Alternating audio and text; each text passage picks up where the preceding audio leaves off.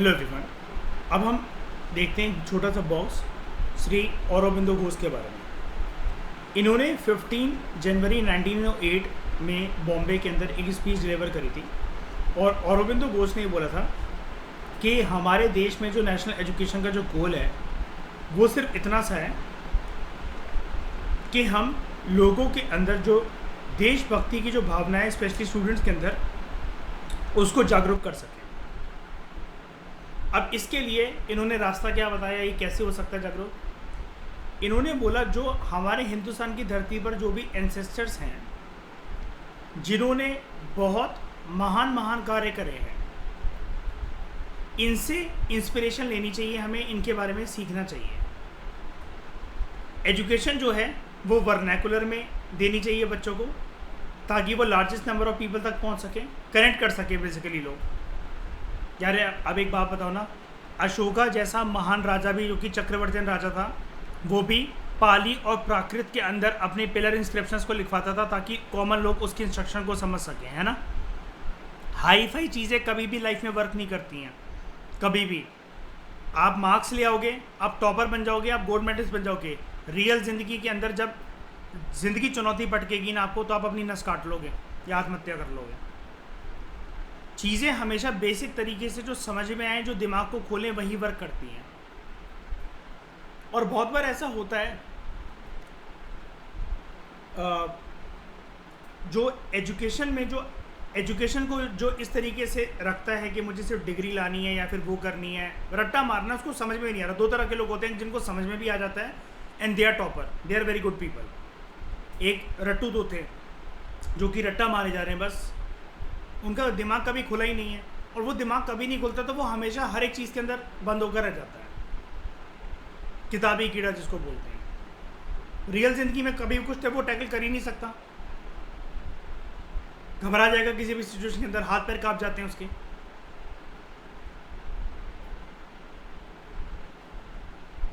बातों को मोल्ड करना, प्रेजेंस ऑफ माइंड का इस्तेमाल करना, सामने से झूठ बोल के निकल जाना, अपने आप को डिफेंड करना, ये सारी चीज़ें किताब थोड़ी नहीं सिखा सकती है।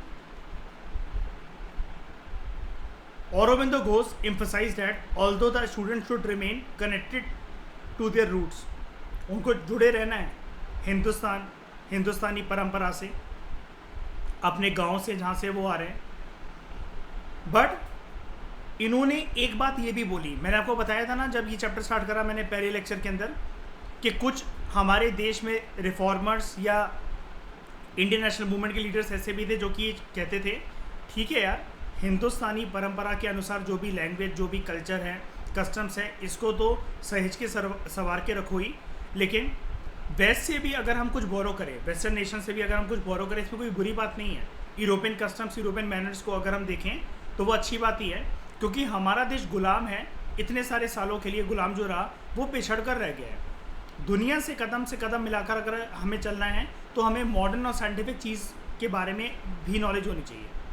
तो they should also take the fullest advantage of modern scientific discoveries and western experiments in popular governments. कुल मिलाकर यही साइंस, टेक्नोलॉजी और वेस्ट की फिलॉसफी से वाकिफ़ होना चाहिए स्टूडेंट्स को, ऐसा औरोबिंदो घोष जी का कहना था।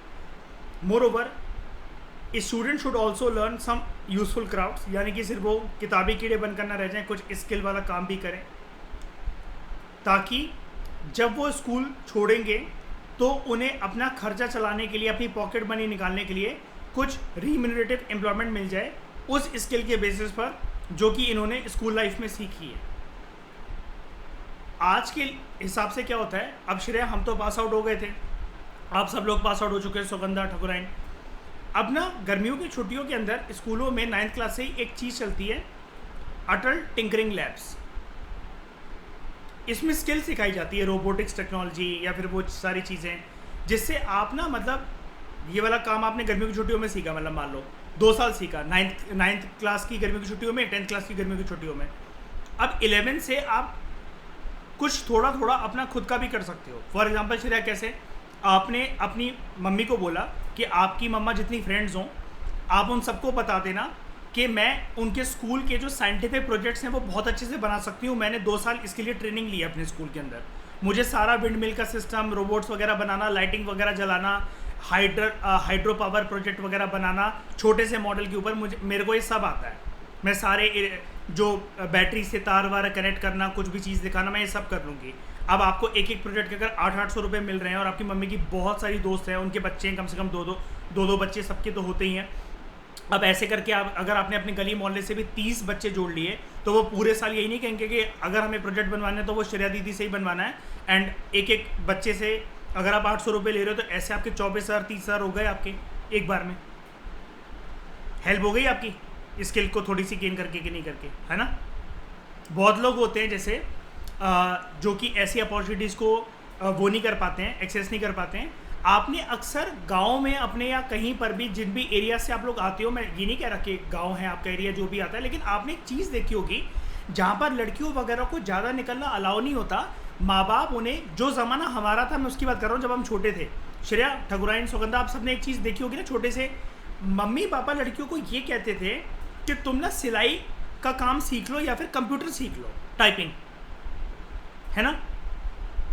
उस ज़माने में जब ये लैपटॉप वगैरह नहीं होते थे तो लड़कियां टाइपिंग की क्लासेस लेने जाती थी छुट्टियों में, है ना। या फिर कई लोग सिलाई का काम करते हैं कि जैसे कैसे सिलाई का काम, जैसे साड़ी पे जो पीको लगती है या फिर कुछ चीज़ें, कुछ नॉर्मल सिलाई करना, मतलब सुई धागे से, तो घर पे सिलाई मशीन रख रखी होती है। तो आपके आसपास के जितने भी इलाके जो घर हैं, मतलब जो भी आपके नोन में है, कोई भी उनको काम होगा सूट का, साड़ी का, सलवार का, कुछ भी करना है, सिलाई करवानी है, एडजस्टमेंट्स करवानी है, आपका हाथ उस पर साफ है, आप वो वाला काम कर सकते हो, तो वो भी तो आपकी स्किल है। एंड अल्टीमेटली आप ये क्यों कर रहे हो? गुडविल के लिए कर रहे हो क्या? गुडविल तो चलो है, ठीक है, कर रहे होगे, लेकिन अल्टीमेटली आपकी कमाई का साधन तो बन गया आपको रेगुलरली, कि 2 घंटे अगर आप डेली इस चीज़ को दो तो एटलीस्ट आप अपनी पॉकेट मनी निकाल पा रहे हो, राइट।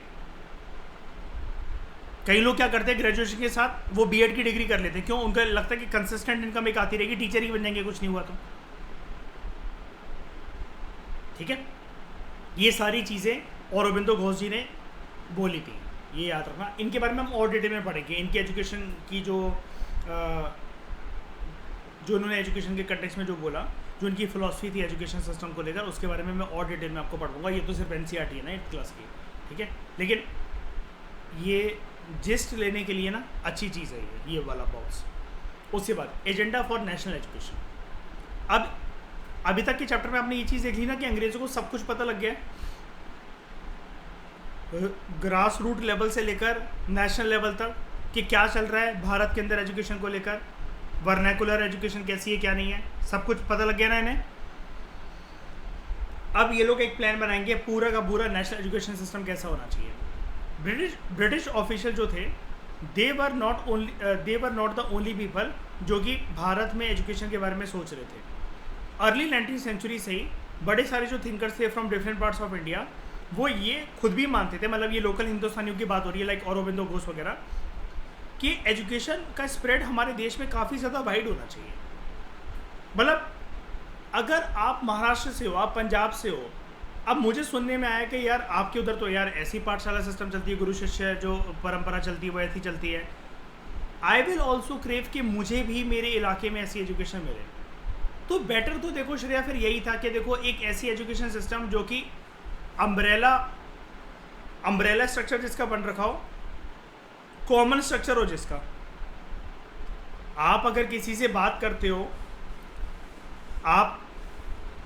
आप लोग जैसे अपने अपने इलाके से हो, जैसे ठकुराइन आप भी बाहर रहे हो, श्रेया आप भी बाहर रहे हो, तो जब आप लोग हॉस्टल गए, कॉलेजेस गए, तो आप वो लोग वही थे ना जो कि सीबीएसई के स्टैंडर्ड से थे, उन्होंने भी 12वीं क्लास में वही बुक्स पढ़ी थी।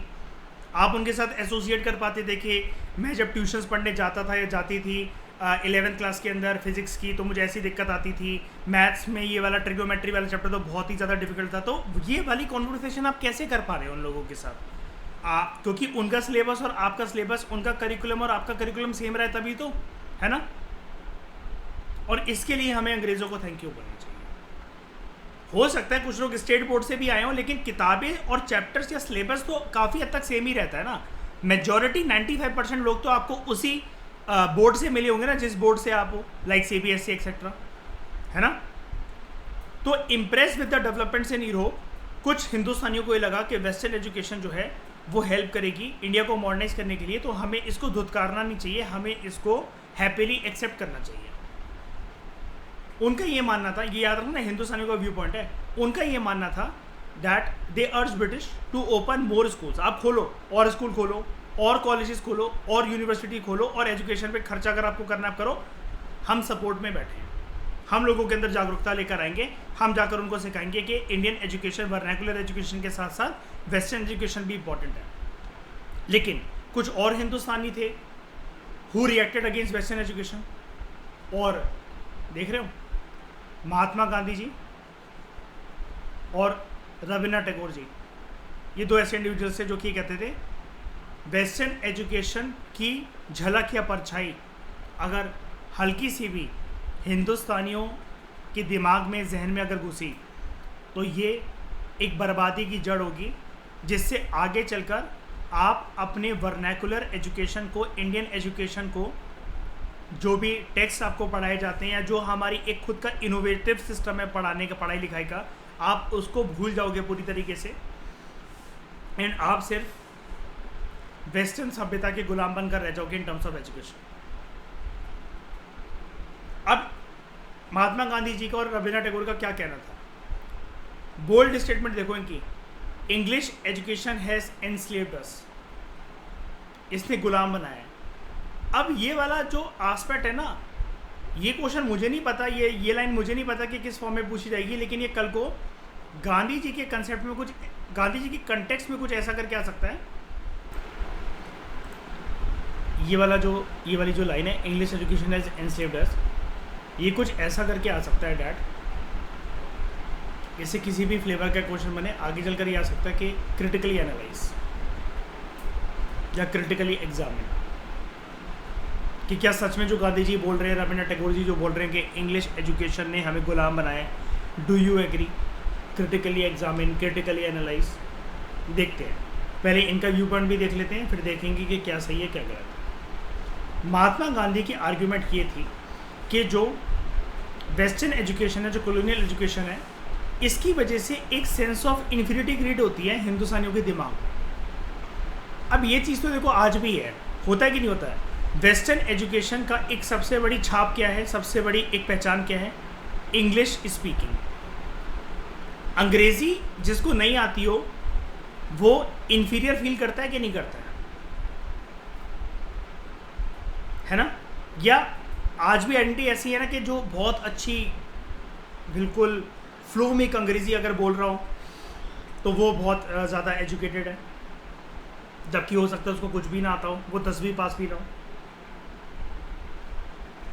It made them see western civilisation as superior, और लोगों के दिमाग में फिर महात्मा गांधी जी बोलते थे, ये लगता था कि वेस्टर्न सिविलाइजेशन सुपीरियर है, और हम लोग फिर अपने कल्चर के ऊपर जो अभी तक एक गुरूर करते हुए आते हैं, एक रिस्पेक्ट करते हुए आते हैं, हम जो हमारे दिमाग में हमारे कल्चर, हमारी सभ्यता को लेकर जो एक प्राउड वाली भी जो फीलिंग होती है, वो फिर डिस्ट्रॉय होती चलेगी आने वाले सालों के अंदर।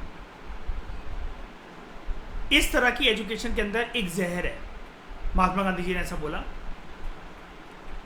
और ऐसी एजुकेशन को अगर आप प्राप्त करते हो तो ये आपका जीवन का सबसे बड़ा पाप है, जिसकी वजह से आप गुलाम बनकर रह जाओगे। ठीक है? आपको वेस्टर्न चीज़ें बड़ी चार्मिंग लगती हैं, आप हर वो चीज़ अप्रिशिएट करते हो जो कि वेस्ट से आती है, और जो इंडियंस हैं who are educated in these institutions, वो ब्रिटिश रूल को फिर एडमायर करना भी स्टार्ट करेंगे। तो महात्मा गांधी जी का उस ज़माने के अंदर ये बोलना था, आप इसको अगर आज से ना जोड़ के आप उनकी दुविधा को समझो कि महात्मा गांधी किस मेंटालिटी के साथ ये वाली चीज़ को पोर्ट्रे करें। वो ये बोल रहे हैं, जब तुम एडमायर ही करने लगोगे ब्रिटिश रूल को, तो फिर स्वतंत्र भारत का सपना कैसे देखोगे? आप किसी चीज़ को एडमायर ही करने लग गए कि जैसे आप अभी तक किसी की ना बहुत ज़्यादा बुराइयाँ कर रहे हो, फिर आप कह रहे हो नहीं यार ठीक ही है, वो इतना भी बुरा नहीं है, इतनी भी बुरी नहीं है, बस खेल ख़त्म। अब आप क्या ही मूव ऑन कर पाओगे उस पर्सन से, जब आपके दिमाग में ये वाली बात आ गई कि इतना भी बुरा नहीं है, इतनी भी बुरी नहीं है। अब आप गुलाम हो हमेशा के लिए आप उसके। Mahatma Gandhi wanted an education that could help Indians recover their sense of dignity and self-respect। वो चाहते थे एजुकेशन सिस्टम इस प्रकार से हो that आप अपनी डिग्निटी और सेल्फ रिस्पेक्ट को बरकरार रखो, किसी के गुलाम बनकर ना रह जाओ। कि जस्ट बिकॉज आपको किताबों में कोई चीज़ बताती है आप उनको मान कर रह गए। जैसे एक क्रिश्चियन मिशनरीज का वो एक याद है, एक वो चीज़ें जो करते थे कि शिव जी की मूर्ति और जीसस क्राइस्ट की वो लकड़ी वाली मूर्ति है ना। नेशनल मूवमेंट के टाइम पर महात्मा गांधी ने अर्ज करा स्टूडेंट से कि तुम एजुकेशनल इंस्टीट्यूशंस को छोड़ दो ताकि तुम अंग्रेजों को ये दिखा सको that Indians were no longer willing to be enslaved, उनको अब गुलाम और नहीं बनाया जा सकता। और ये वाली चीज़ इनकी किसने मानी थी बचपन में?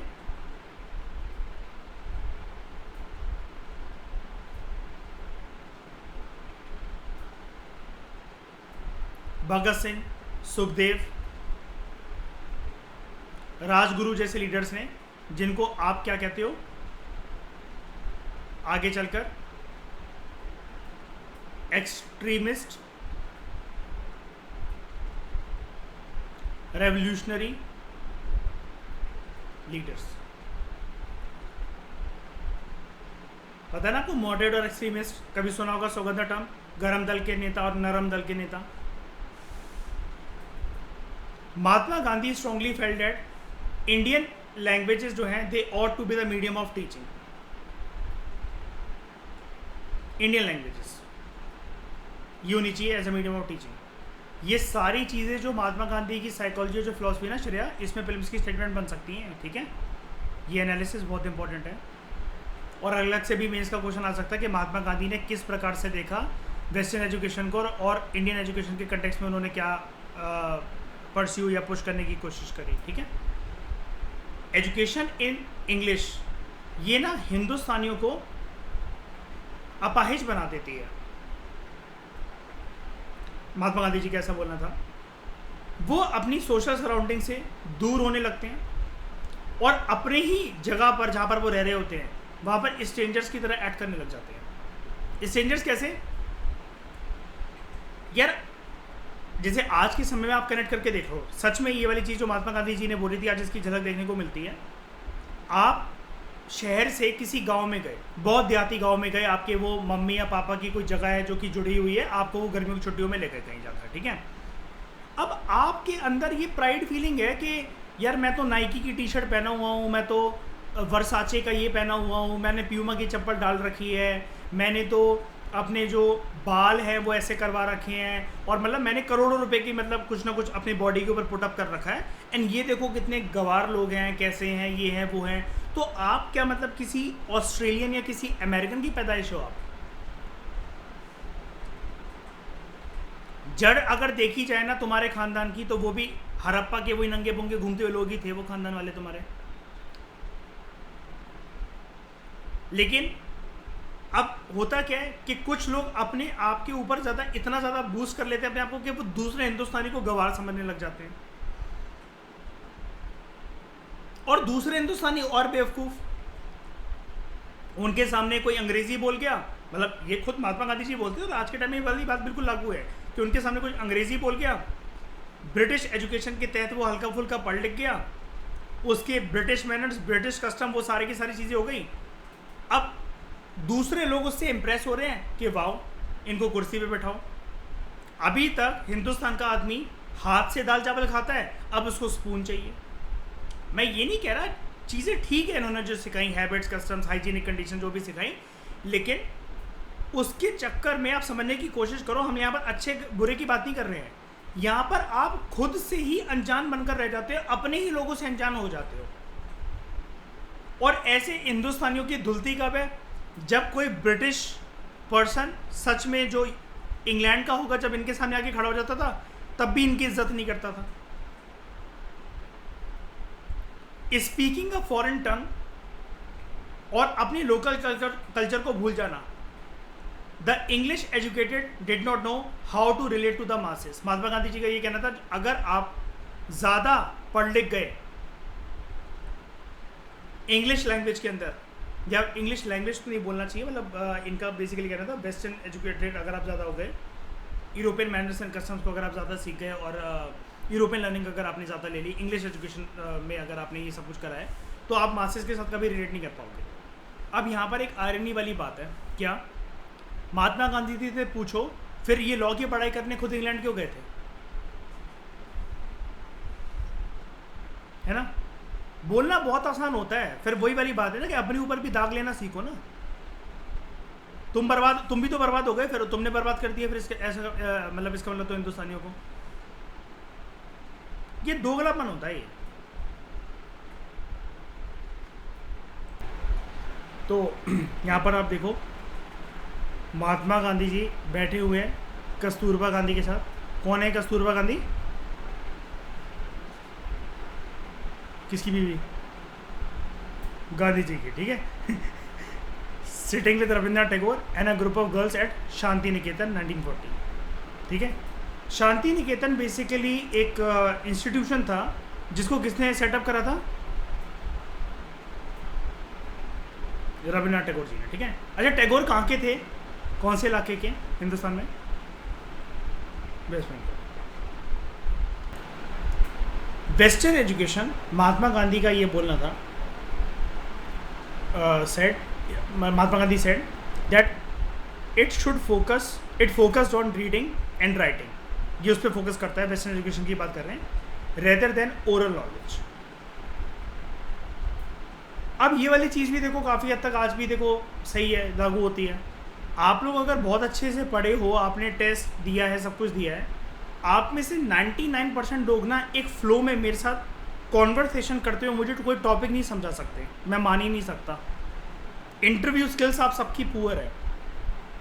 मैं तुम लोगों की बात नहीं कर रहा हूँ, मैं एक हिंदुस्तानियों की बात कर रहा हूँ। मैं फाउंडेशन कोर्स के बच्चों से नहीं बोल रहा, मैं जितने लोग मेरे को सुन रहे हैं मैं सबसे बोल रहा हूँ। आप खुद सोचो, आप ना अटक अटक के लड़खड़ाते हुए किसी भी चीज़ को एक्सप्लेन करने में ऐसे करके आपकी जो निकलता रहता है, यानी कि आपका फ्लो नहीं है किसी चीज़ को समझाने में। आप लिख लोगे बहुत अच्छे से, आप एनालाइज कर लोगे, लेकिन आपका वो ना शांत दिमाग बंधा हुआ है जो कि खुलकर मुंह से शब्द बाहर नहीं निकाल सकता। तो it value text books rather than live experience and practical knowledge. बिल्कुल सही बात है। महात्मा गांधी जी ने यह भी आर्ग्यू करा that education ought to develop a person's mind and soul. Education वो चीज़ होती है जो कि आपके दिमाग को और आत्मा को जो है वो डेवलप करे। अंदर से जिंदा हो, आप चीज़ों को अंदर से समझो, इंग्रेन करो, फील करो उसे। लिटरेसी या simply learning to read and write, सिर्फ जिसको कहते हैं ना पढ़ा लिखा होना, ये एजुकेशन नहीं है।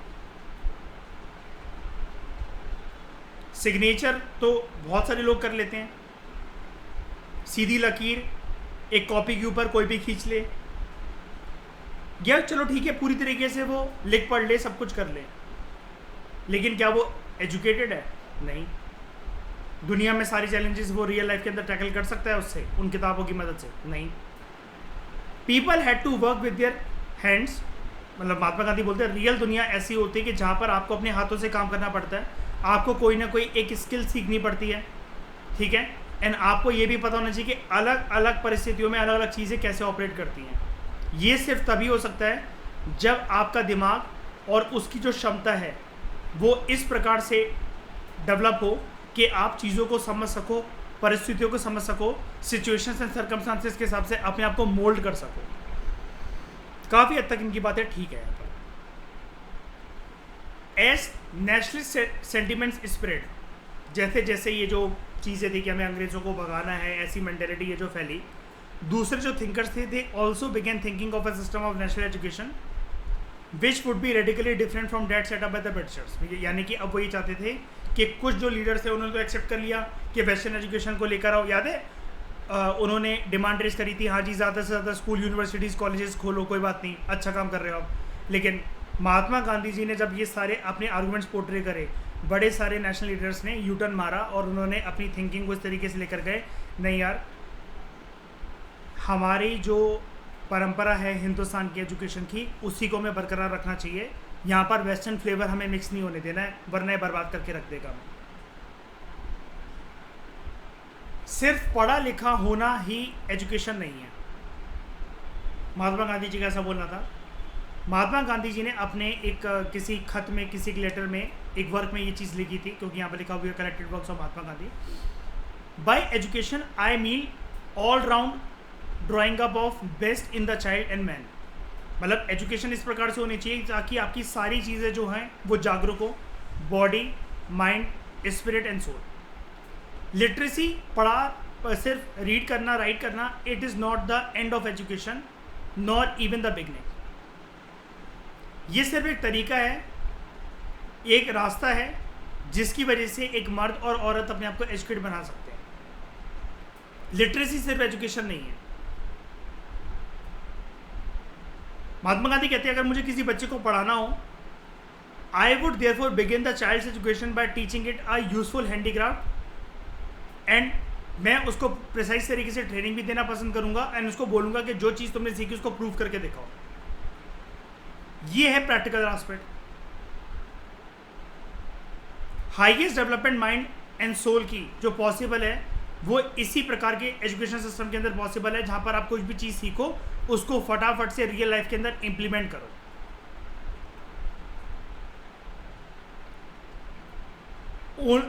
Only every handicraft has to be taught not merely mechanically as it is done today but scientifically. कोई भी चीज़ हमें जो चीज़ें हैं बस ऐसे नहीं करनी है कि बस आप जो है डम बनकर काम करते चले जा रहे हो, जैसे इंजीनियर्स होते हैं या कोई टेक्नीशियंस होते हैं। अब उनको जैसा सिखा दिया जाता है फैक्ट्रीज में, इंडस्ट्रीज में, वो वैसी नट बोल्ट पुर्जे वो कसते रहते हैं, गाड़ियों में, मशीनों में, इधर उधर। अपना दिमाग भी लगाना ज़रूरी होता है, लेकिन वो एक पूरे के पूरे सेटअप के अंदर रिस्ट्रिक्ट कर दिया जाता है that you should not think beyond this line. The child should know why and wherefore of every process. उसको हर एक चीज़ का इफ्स एंड बट्स, किंतु परंतु सब कुछ पता होना चाहिए।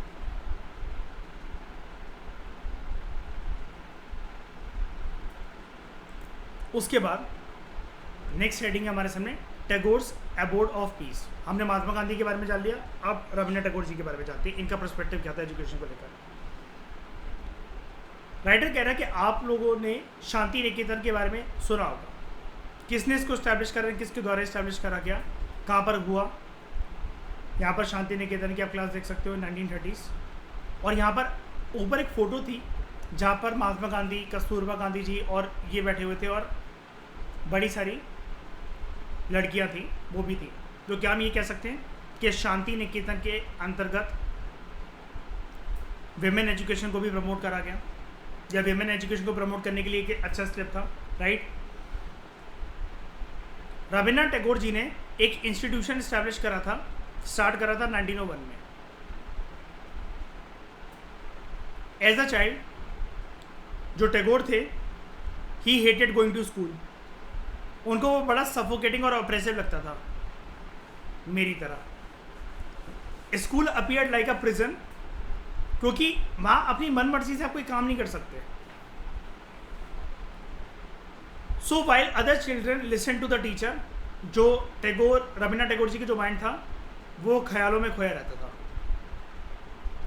इनका जो स्कूल डेज का जो एक्सपीरियंस था कलकत्ता के अंदर, कहते हैं ना person is a product yes the making of his और हर सर्कमस्टांसेस। इनके आइडियाज़ जो थे एजुकेशन के ऊपर, इनके बचपन की वजह से वो शेप हुए, जैसे इनका जीवन रहा बचपन के अंदर। जैसे जैसे बड़े हुए, ये एक ऐसा स्कूल सेटअप करना चाहते थे, इनका ये सपना था जहाँ पर बच्चा जो वो खुश हो।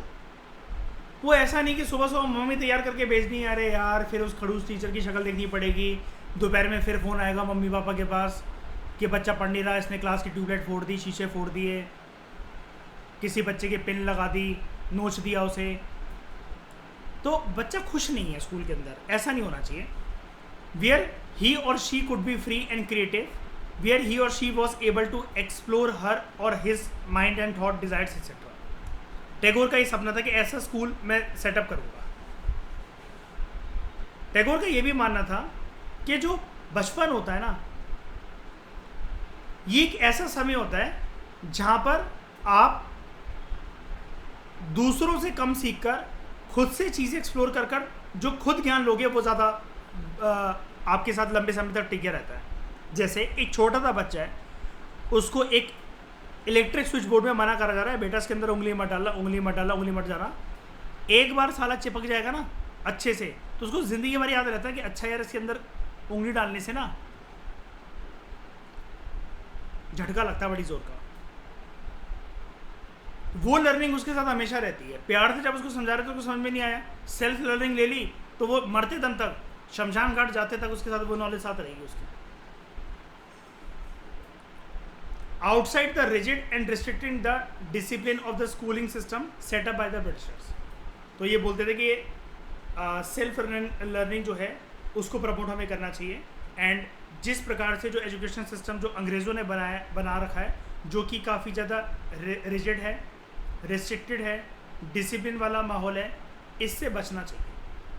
जो टीचर्स है जो कि पढ़ाने आ रहे हैं उनको बहुत इमेजिनेटिव होना चाहिए, बच्चों की नीड्स को उनको समझना चाहिए और उनके अंदर क्यूरियोसिटी को डेवलप करना चाहिए। टैगोर के अकॉर्डिंग जो उस ज़माने के अंदर जो स्कूल एग्जिस्ट कर रहे थे, टैगोर उन स्कूलों की बात कर रहे हैं।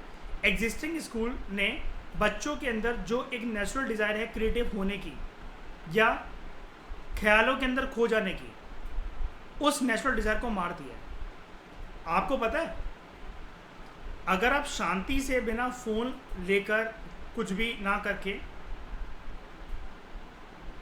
आप डे ड्रीमिंग कर रहे हो ना, घर बैठकर डे ड्रीमिंग मतलब बिना फ़ोन वोन को लेकर दूर होकर, ये बेस्ट एक्सरसाइज है जिससे आप दुनिया में कुछ भी अटेन कर सकते हो। पता है, डे ड्रीमिंग सबसे पावरफुल टूल होता है। क्यों?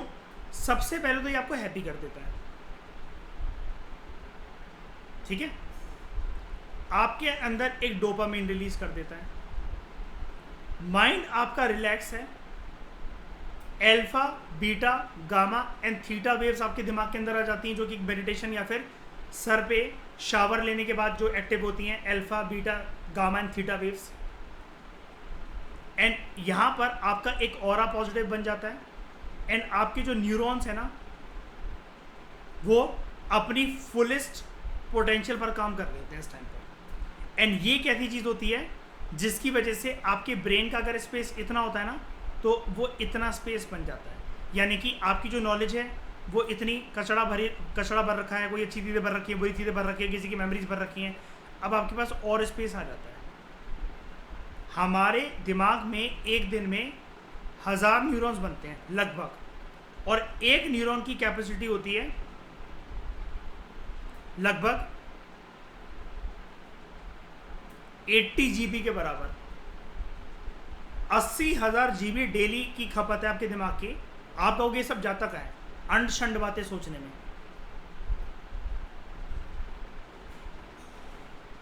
फालतू चीज़ों और फालतू इंसानों की मेमोरीज को याद करने में। बस वही आप रिफ्रेश करते रहते हो एंड आप अपने ही दिमाग के गुलाम बनकर रह जाते हो। ये चीज़ें मैं इसलिए बता पा रहा हूँ बिकॉज अगर आप डिटेल में कभी पढ़ोगे ना इनकी फिलॉसफी को, इनकी आइडियोलॉजी को, इनकी मेंटेलिटी को, रविन्द्रनाथ टैगोर की या गांधी जी को, तब आपको ये चीज़ें पता लगेंगी। उसके बाद Tagore was of the view that creative learning would be encourage only with in the natural environment. आप ना कभी अकेले पार्क जाके देखो, अकेले फोन वोन लेकर मत जाना, नो दोस्त, नो यार, नो ईयरफोन्स एक्सेट्रा। आप अकेले जाओ, वॉक करने जाओ, जॉगिंग करने जाओ, आपको देखना कितने इनोवेटिव आइडियाज आपके मन के अंदर आते रहेंगे। मैं ये भी कर लूँ, मैं वो भी कर लूँ, मैं ऐसा भी कर लूँ, मैं वैसा भी कर लूँ। मैं जितने भी प्लान्स बनाता हूँ मैं अपने रोज़ के लाइफ में, जो भी मेरे पीछे मेरी एनर्जी के पीछे जो रीज़न है वो सिर्फ और सिर्फ मेरी जॉगिंग है, या पार्क के अंदर जो शाम को मैं आधा घंटा 1 घंटा जो एक्सरसाइज करने जाता हूँ वो। मैं आज तक कभी किसी को लेकर नहीं गया, आज तक कभी फ़ोन लेकर नहीं गया मैं, नो ईयरफोन्स, नो वो करके। और जब कोई लोग मिल भी जाते हैं तो मैं कट लेता हूँ वहाँ से, क्योंकि वो मेरा टाइम होता है जिसमें मैं अपने आप को एक्सप्लोर कर रहा होता हूँ। और जब आप अपने आप को एक्सप्लोर करना शुरू कर देते हो ना, आपकी पोटेंशियल आपके अंदर से अनलिमिटेड होती है, लेकिन दुनियादारी आपको दबा कर रखती है। वो अपना जो चीज़ें होती हैं वो अनफोल्ड करने का सबसे बेस्ट तरीका होता है। ये सिर्फ मैं अपना इसलिए बता पा रहा हूँ, ये हर किसी के अंदर होता है। आप कभी करके देखना, आप जॉगिंग करके देखना, आप 33 डेज तक जॉगिंग करके देखो, आपके अंदर से इतने क्रिएटिव आइडियाज आएंगे, आपका टाइम भी मैनेज होगा, आपका रूटीन भी मैनेज होगा, आपकी लुक्स भी मेंटेन होंगी, आप अपनी पर्सनैलिटी को भी मेंटेन करके रख सकोगे। मतलब you will be not a भोंदू बच्चा जो कि सिर्फ पढ़ रहा है। You will be smart, you will be sexy, you will be handsome, आपकी माइंड भी फुल पोटेंशियल पे काम करेगा, you will be a very energetic personality, and आपका और इतना अच्छा होगा कि आप हर किसी का मन करेगा आपसे बात करने का, आपको अप्रोच करने का, कि ये पढ़ा लिखा भी है, मस्ती भी करता है, सब कुछ करता है, भोंदू भी नहीं है, सब बढ़िया है इसका। ये चीज़ें हमारे अंदर होती हैं, बस वो कहीं ना कहीं दबकर रह जाती है। So he choose to set up his school 100 kilometres away from Calcutta, एक रूरल सेटिंग के अंदर, क्योंकि गांव ही वो चीज़ है जहाँ पर इंडस्ट्रियलाइजेशन वगैरह नहीं होता। आज भी जो हवा है वो कितनी शांत होती है, वातावरण बहुत स्वच्छ रहता है, ठीक है, शांति बनी रहती है। He saw it as an abode of peace, तो इन्होंने अपने स्कूल को नाम दिया Shantiniketan. Niketan is a place of learning, शांति मतलब peace. We are living in harmony with nature. जो बच्चे हैं they could cultivate their natural creativity. आस पास आपके कानों के दिन भर हॉर्न जो है वो पॉम पॉम पॉम पॉम होता जा रहा है, किसी का फ़ोन आ रहा है, आवाज़ें आ रही हैं, आप ऐसे में क्या ही फोकस कर सकते हो। आप शांति से अगर बैठे हो, आपको जहाँ पर कोई डिस्टर्ब नहीं कर रहा, दूर दूर तक कोई नॉइज़ नहीं है, आप अपने आप पे फोकस कर पा रहे हो, शांत दिमाग ही आपको सही रास्ता दिखाता है। शोर शराबे वाला दिमाग आपको हमेशा जल्दबाजी में विनाश की तरफ ले जाता है। छोटी से छोटी सिचुएशन के अंदर आप ये कभी करके देख लेना। रोड अगर खाली है, आपकी स्कूटी कभी नहीं गिरेगी, चाहे आप भली पापा की परी क्यों ना हो। भरी रोड में जब कोई ये कह रहा है इधर से जाओ उधर से जाओ, ये करो वो करो, ऐसे मुड़ो वैसे मुड़ो, फिर पापा की परियां आपको पता है पैरों से ब्रेक लगाती हैं एंड किसी में स्कूटी ठोक देती हैं।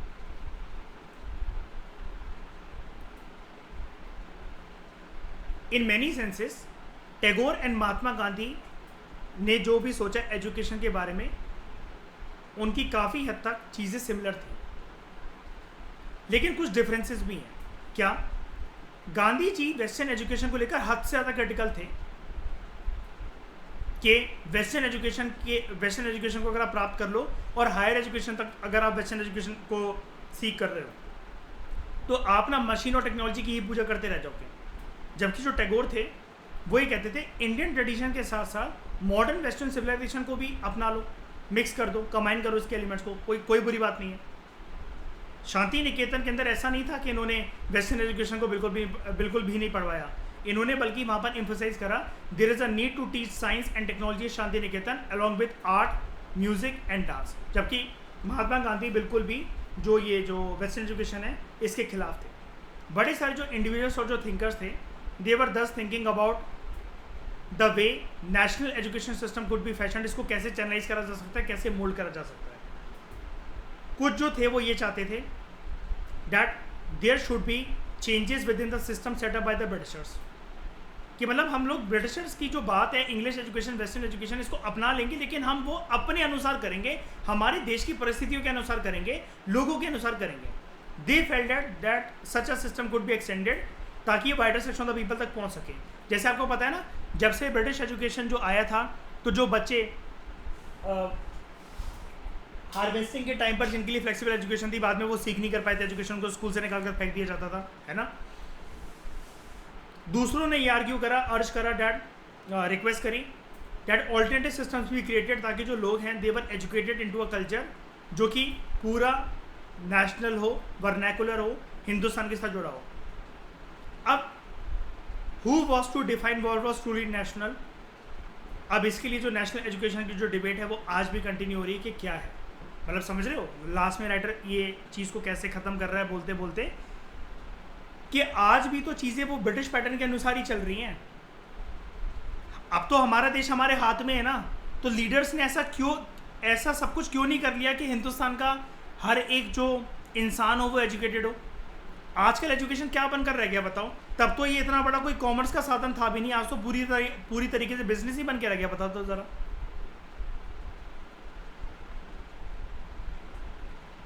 आप चाहे इंस्टीट्यूशंस की बात कर लो, चाहे कोचिंग्स की बात कर लो, पढ़ाई एक पूरी की पूरी तरीके से बिजनेस का साधन बन के रह गया कि नहीं रह गया बताओ।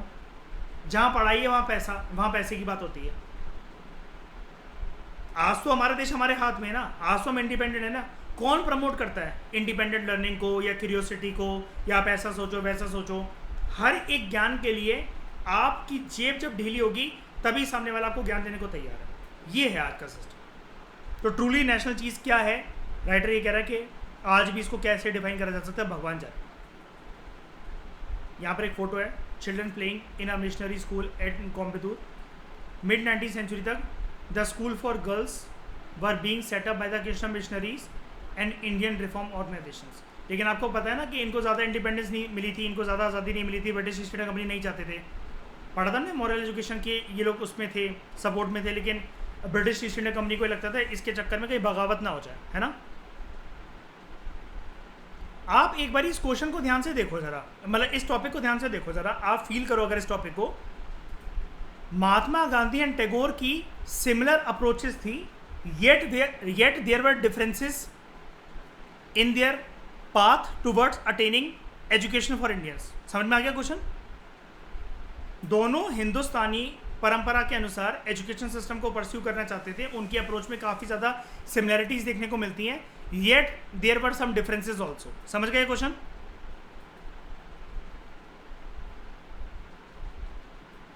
ठीक है, अब देखो मज़े। दोस्तों अब ये वाला क्वेश्चन देखिए, ये साल 2015 में आया था जब टीना डाबी जी ने पेपर दिया था। मैच करने की कोशिश करना श्रेया इस फ्लेवर को, इस क्वेश्चन के फ्लेवर को जो यहाँ पर हमने पढ़ा, इस फ्लेवर के साथ, ठीक है।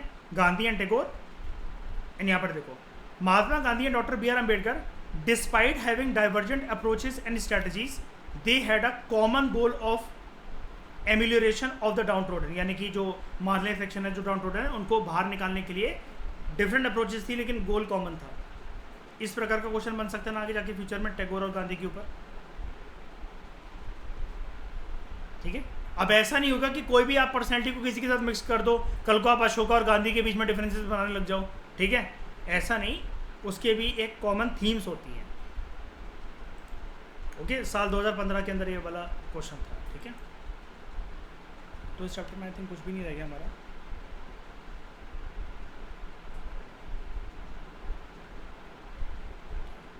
कॉम्प्रिहेंसिव तरीके से दोस्तों हमने इस चैप्टर को कंप्लीट करा।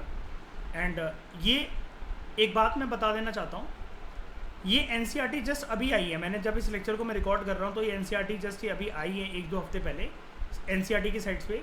लेकिन दोस्तों जो इससे पहले जस्ट जो एनसीईआरटी चल रही थी, जो कि 2011-12 वाली जो प्रिंटिंग थी, जो मतलब एनसीईआरटी की साइट्स पे होती थी, आप उन्हीं को पढ़ना, क्योंकि यहाँ पर नई एनसीईआरटी के अंदर बड़े सारे जो चैप्टर्स हैं वो कैंसिल्ड हैं। और जैसे चैप्टर नंबर 6 नहीं है उसके हिसाब से इसकी नंबरिंग डिफरेंट है। तो आप नई एनसीईआरटी को डाउनलोड मत करना, उससे बड़े सारे गवर्नमेंट ने चैप्टर्स हटा दिए हैं। हिस्ट्री की बुक्स ऑलमोस्ट पूरी की पूरी रेलेवेंसी गायब है हिस्ट्री की बुक से, हिस्ट्री नहीं है उसके अंदर। तो अगर आप ये नई एनसीईआरटी को डाउनलोड करके अगर आप पढ़ोगे ना, तो आपका यूपीएससी तो क्या, कोई सा भी एग्जाम कभी क्लियर नहीं होने वाला। बिकॉज यूपीएससी के हाथ नहीं बंधे हुए कि सरकार ने हटा दिया है और एनसीईआरटी की साइट्स पर अगर ऐसा पढ़ा हुआ तो वो आपको नहीं पूछेंगे, बिल्कुल पूछेंगे। दैट इज़ वाई साइमल्टेनियसली आप लोग तमिलनाडु की एनसीईआरटी पे ज़्यादा फोकस करो, वहाँ पॉलिटिक्स और ऐसी प्रकार की बेवकूफ़ी वाली राजनीति नहीं चलती है। Thank you very much for discussion.